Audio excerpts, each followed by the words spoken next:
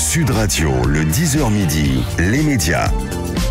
L'invité du jour. L'invité du jour, j'espère qu'il va nous emmener en hélicoptère avec lui. Cyril Ferraud, bonjour. Bonjour Valérie, bonjour les amis. De partir avec vous.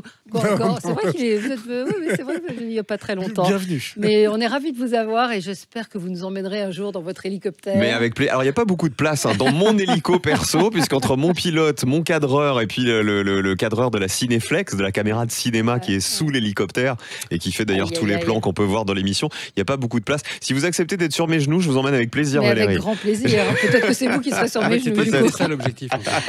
Ce soir, grand retour de la carte au trésor avec deux soirées donc événementielles, soirée événement, le Lot et la Somme, deux émissions à découvrir, exceptionnelles.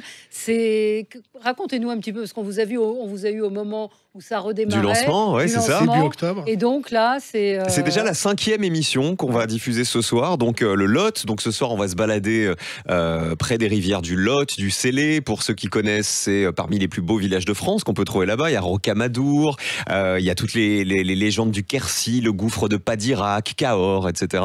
Et je vous le dis, c'est des 8 émissions qu'on a tournées pour l'instant. C'est ma préférée, celle qui passe ce soir, parce qu'en termes de paysage, je ne connaissais pas le Lot. Je ne sais pas si vous avez déjà eu la chance d'aller par là-bas. Ouais. C'est absolument magnifique. On a eu un temps superbe, on a eu du soleil tous les jours, donc ça c'était chouette pour le tournage. Et vraiment, toutes les énigmes, moi j'avais les yeux grands ouverts dans l'hélico, et je me disais c'est d'une beauté, quoi. C'était fantastique. Vous allez fâcher d'autres auditeurs des autres régions. Non, parce que vraiment, vous voyez, la semaine prochaine, on sera dans la baie de Somme. Là, on est encore dans une autre ambiance, dans un autre type de paysage. Mais la baie de Somme, entre les falaises d'Ault, que moi je ne connaissais pas, avec une mer turquoise, ce sont des falaises toutes blanches, avec une mer turquoise, on a l'impression d'être en Polynésie. La ville d'Amiens, par exemple, on connaît depuis des années Amiens. Jean-Pierre Pernaut en parle depuis des années de la baie de Somme. Le président de la République. Exactement. Je peux vous dire que survoler en hélicoptère la baie de Somme, qui a inspiré depuis des années les plus grands artistes, les plus grands peintres, mais voir les phoques qui jouent dans l'eau comme ça, voir dans la ville d'Amiens, on va faire découvrir aux téléspectateurs les ortillonnages. Ce sont des jardins flottants. Oui, il y a des phoques, Gilles. Vous devriez aller y faire un tour. Voilà. Et il faut rappeler que la carte au trésor, il y a quand même des candidats qui sont en train qui participent. Et là, ça va être au cœur du village de Figeac, enfin de la ville, c'est plus qu'un village, où il va y avoir une course d'orientation. C'est ça. Alors on a deux candidats. Donc ça ce permet soir. de découvrir à travers le jeu, évidemment, cette ville magnifique. La ville de Figeac, la ville de Saint-Cyr-la-Popie, vous découvrirez la ville de Rocamadour. On donne le top départ de l'aventure à Rocamadour, donc qui est vraiment un village suspendu à la falaise. Et vous verrez que la première épreuve ce soir, c'est que les candidats sont au sommet de Rocamadour et les hélicos sont en contrebas, donc tout ça commence par vraiment une course très rapide pour qu'ils arrivent à leurs hélicos. Et encore une fois, on a cette chance de filmer en ultra haute définition, c'est-à-dire de proposer aux téléspectateurs la plus belle image qu'on puisse donner. Ouais. Et c'est ça qui fait la valeur ajoutée de la carte au trésor. Alors Rémi, un petit point audience sur l'émission. Ben oui, écoutez, l'émission, je sais que lorsqu'on s'était vu avant le début, vous étiez un peu inquiet, mais en fait, il n'y a pas de raison. Au contraire, maintenant, je pense que vous êtes plutôt content, puisque les émissions fonctionnent extrêmement bien. Au-dessus de 2,5 millions la première. Ensuite, on est entre 2,4 millions, pratiquement la même chose. Un peu moins dans le Val-de-Loire, 2 129 000 positions, 2 129 000 téléspectateurs. Et France 3 se retrouve régulièrement en 3e position lorsque la carte au trésor est diffusée. À titre de comparaison, c'est entre 400 et 500 000 de plus, voire 600 000 de plus que des magazines qui sont diffusés aussi le mercredi, comme Faut pas rêver, par exemple. Donc, c'est une formule qui fonctionne très bien. Et en plus, avec toujours une concurrence le mercredi qui est forte, vraiment difficile. Ouais. Des téléfilms de France 2 qui cartonnent, souvent du esprit criminel ou des séries sur TF1 assez fortes. On a souvent eu le Burger Quiz. C'est la première fois qu'on n'a pas le Burger Quiz en face de nous ce soir. On a Jeff Panaclock et il y a Top Chef. Voilà. Et les deux régions qui ont le mieux marché, c'est Montpellier et sa région, donc la première. La première, et puis l'Ariège, la deuxième, et puis la Normandie, très bien marché aussi. Et donc, Rémi, on est un peu dans le... est-ce que, comme les victoires de la musique, il performe sur les plus de 80 ans? Ça, c'est perfide. Mais j'espère, franchement, j'espère. Mais pour arriver au niveau des victoires de la musique, vous avez quand même de la marge, là. Hein.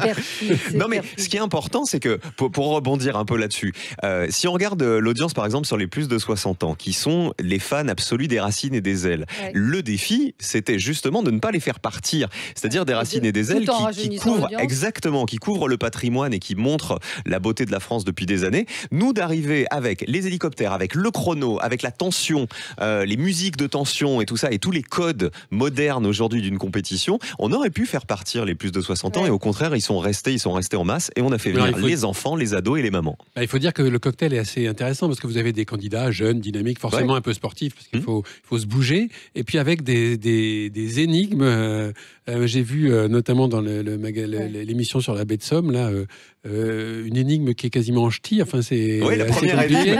Alors, je ne vais pas tout raconter, mais oui, c'est vrai qu'on a une énigme en ch'ti sur la baie de Somme. Ce qui est rigolo, c'est de voir comment les candidats réfléchissent. Moi, c'est mon job, c'est-à-dire non seulement de transmettre le patrimoine et d'expliquer aux téléspectateurs ce qu'ils voient, et puis surtout de rendre compréhensible ce que se disent les candidats dans leur tête. Comment ils résolvent les énigmes, ou pourquoi ils vont à tel endroit, pourquoi ils se posent dans telle ville, pourquoi ils demandent ça à tel candidat. Et moi, j'adore cette double casquette en fait, d'animateur de jeu et là de transmission de culture. Mais vous avez le résultat des énigmes ou pas? Ah bien sûr, moi je participe à la création des énigmes avec la production. Bien sûr. Très en amont. Je vais vous dire, très en amont, et puis surtout après, c'est que moi je vais au montage, j'envoie des kilomètres de mails au montage en disant coupez-la, raccordez-la, cette musique elle est pas bien, cette musique elle est mieux, c'est le truc. Non, je suis très très très investi sur cette émission parce que j'ai voulu son retour, je me suis battu pour qu'on la remette à l'antenne, et donc je ne veux pas qu'il y ait la moindre petite image. Alors je vais pas vous dire que j'ai pas validé, il y a un réalisateur, il y a des monteurs qui font ça très bien. C'est quand même vous le producteur. C'est vrai, en tout cas, non, je suis pas le producteur, mais en tout cas la production me laisse pour le coup prendre cette place-là et je les en remercie parce qu'ils pourraient dire voilà, une fois que l'émission est tournée, il va pas nous emmerder, Féro. Et voilà, ils ont cette intelligence de savoir que je suis passionné. Comment ça finit quand on commence comme ça, on finit Drucker. Il y a pire, non? Il y a beaucoup de candidats. Il vous voit bien comme ça, lui aussi, d'ailleurs. Il paraît. Il m'a dit que j'étais peut-être son successeur. C'est ça. Il y a beaucoup de candidats, de gens qui veulent participer au jeu. Il y en a beaucoup, de plein de typologies différentes. Ce qui est assez compliqué dans le casting de la carte au trésor, c'est déjà qu'il faut être sportif. Parce que mine de rien, cavaler en parlant, c'est pas donné à tout le monde. Puis de descendre de l'hélico, de courir, de revenir, de monter dans la voiture. Il faut quand même avoir une condition physique assez particulière. Et en plus, il faut avoir cette appétence pour la culture, pour le patrimoine. Et pas juste, c'est rigolo parce que quand on fait les castings, on voit tout de suite ceux qui sont passionnés et qui sont vraiment curieux. Quand on leur demande que vous inspire le patrimoine français, si la réponse est j'adore le patrimoine, j'adore les châteaux, on comprend tout de suite que ça va pas le faire. Et puis il y a ceux qui sont érudits comme les candidats qui connaissent, c'est assez étonnant. En tout cas, qui ont cette curiosité, qui ont envie de découvrir et qui, quand ils arrivent dans une région où ils ne connaissent rien, puisque c'est le principe, on mène quand même des enquêtes pour qu'ils ne connaissent pas la région, soient capables tout de suite de se dire faut aller là, faut faire ci, juste en regardant la carte, de se dire là, il va peut-être y avoir une énigme sur la guerre, là, il va peut-être y avoir une énigme sur les bateaux, là, peut-être sur la mer, sur la culture. Voilà, c'est ça qui est passionnant avec eux. Vous assistez au casting? Je les visionne et je participe au choix des candidats aussi avec la production et avec la chaîne. Il y a beaucoup de candidats, c'est une émission qui est très très... Il y a beaucoup de candidats, attractive. Vraiment. Après, ce qui est compliqué, c'est de former les binômes. C'est-à-dire pour pas avoir deux typologies de candidats qui se ressemblent. C'est toujours sympa d'avoir, par exemple, ce soir, on a Olivier qui est un boxeur très très sportif, etc. Et Carole qui est une mère de famille qui dit elle-même qu'elle court de temps en temps, mais que le sport c'est pas non plus son truc. Qui elle, pour le coup, était vraiment passionnée par le patrimoine. La semaine prochaine, c'est Olivier qui gagne donc. Vous verrez. La semaine prochaine, on a une mère de famille, Frédéric, une cinquantaine d'années, qui est très heureuse. On n'avait jamais eu de maman d'une cinquantaine d'années, et on a face à elle un tout jeune gars, Dimitri, qui a une vingtaine d'années. Et c'est rigolo aussi de voir comment ils approchent les énigmes, de voir comment ils parlent aux gens aussi, parce que forcément, vous avez votre vécu qui est très important. Allez, on se retrouve dans un instant avec Cyril Ferraud, parler de la carte au trésor, retour en prime time, 2 soirées événements ce soir, le Lot, et puis on va suivre la baie de Somme. À tout de suite sur Sud Radio. 10h midi, Valérie Expert. De retour avec vous sur Sud Radio avec Cyril Ferraud aujourd'hui. Bonjour. Sans son hélicoptère. Je vais les refaire parce que j'ai dit bonjour. J'ai une chute de tension. Là. C'est quand même ta 3e heure. Là. Ouais, c'est la 3e heure. Donc c'est et puis tu as eu un débat un peu compliqué, j'ai cru comprendre. Mais ça m'a perturbé de voir que les gens affichent de façon aussi... j'ai regardé à l'instant Berkoff. Oui. Non, merci Monsieur Berkoff. Ah oui, d'accord. Bon. Sud Radio, 10h midi, Valérie Expert. Il est arrivé en hélicoptère, Cyril Ferraud est avec nous. Je l'ai garé juste devant le studio, ça prend un peu de place. La carte au trésor, ce soir sur France 3 avec le Lot, émission exceptionnelle. Et puis la somme, la bête somme à suivre. Donc il y en a combien en tout des émissions qui ont été tournées ? Alors on en a tourné 8 et là on repart en tournage de 4 nouvelles émissions dans une quinzaine de jours. Et si ça fonctionne, peut-être qu'on en fera encore davantage. En tout cas la première saison c'était vraiment 8 émissions, donc c'est magique de relancer autant. Ça fonctionne, Rémi nous l'a dit. Oui, ouais. ça fonctionne, vous n'avez pas de garantie sur le fait que ça va revenir et que ça y est, c'est pérennisé. Si, puisque je vous dis, là on part en tournage de 4 nouvelles émissions, donc qui seront diffusées dans les prochains mois. Et puis après, évidemment, il faut attendre les audiences de ces émissions-là pour voir si la marque continuera, et j'espère, vraiment. On va écouter la bande-annonce de l'émission de ce soir. Ah bon, on l'a pas. Non, on l'a pas parce qu'ils ne l'ont pas à France 3. Voilà. Tu veux que je te la fasse ce soir à 23h. Voilà. C'est combien de jours de tournage, une émission ? C'est 2 jours de tournage par destination, si on n'a pas de pluie. Parce qu'évidemment, quand on a de la pluie et du brouillard, on peut pas voler. Là, on a eu une chance géniale, c'est que les 4 émissions qui arrivent, parce que là, donc ce soir, c'est le Lot, la semaine prochaine, c'est la Somme, et puis dans quelques semaines, on aura la Seine-et-Marne. Alors la Seine-et-Marne, nous Parisiens, on se dit, la Seine-et-Marne, on connaît par cœur. Alors qu'il y a plein de choses à découvrir. Vous verrez, on a fait des énigmes sur les péniches, sur les châteaux de Seine-et-Marne, etc. qu'on connaît pas forcément très bien. Vaux-le-Vicomte notamment, qui est magnifique. Et puis la 4e destination, c'est la Seine-et-Marne, c'est la Charente-Maritime avec Fort Boyard. Vous verrez, on a fait un crossover, la carte au trésor Fort Boyard, puisque je vous le dis, les candidats se posent à un moment sur le fort en hélicoptère, et ça nous fait des images absolument sublimes. Donc ça, ce sera dans les mois qui arrivent. On sait que France 2 va lancer son émission Le Miles, qui vient d'une chaîne de CBS, où c'est un peu pareil. C'est-à-dire c'est une course dans une ville avec des obstacles.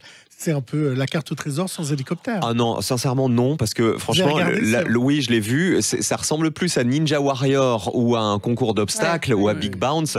Il n'y a pas d'énigme. Voilà, il n'y a pas d'énigme. C'est vraiment. Il n'y a pas l'aspect culturel. Ah oui, non, pas du tout. Non. Alors c'est une émission très chouette. Moi, j'ai vu des extraits. On est vraiment dans une ville avec un parcours d'obstacles à l'intérieur d'une ville. Il y a rien à résoudre. Il n'y a pas de patrimoine. En fait, là, c'est de la course comme on la connaît sur Ninja Warrior notamment. Alors vous êtes. Intéresserait de la présenter cette émission ? Moi, je suis sur France 3, vous savez, je suis déjà suffisamment occupé. Oui, c'est ce que j'allais dire. Vous êtes déjà très occupé, mais vous aimeriez la présenter ? Je peux pas vous dire non parce que c'est quelque chose. Non, mais alors, je vais vous répondre très sincèrement, c'est-à-dire. Il y a des passerelles, puisqu'il y a une transversalité maintenant du. Oui, mais j'ai déjà tellement d'émissions sur France 3 que aller taper à la porte en disant je veux aller faire des trucs sur France 2, ça serait déjà très prétentieux. Côté de l'hélicoptère, il y a son yacht qui est. Qui est garé. C'est vrai que donc vous êtes très occupé. Personne n'y avait pensé du lundi au vendredi 16h45, suivi par Slam 17h30 et puis le Grand Slam le dimanche 17h55. Ça représente, là les 3 émissions que vous venez de citer, donc tous mes jeux, ça représente à peu près 15 à 16 jours de tournage par mois.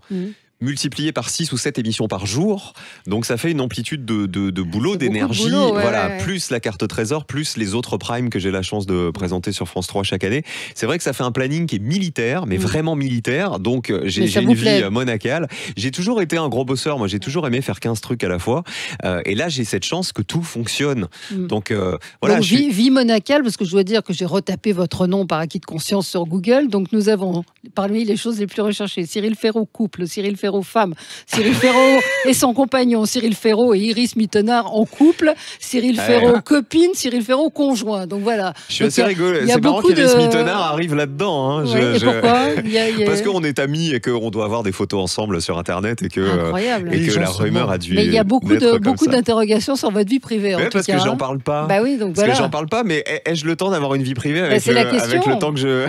C'est la question. Je pensais qu'on aurait un petit scoop aujourd'hui. Ah non, vous n'aurez pas de scoop là-dessus. Non, ça c'est quelque chose que je protège. Alors vos parents sont venus sur le plateau de Slam ? Ouais, exactement.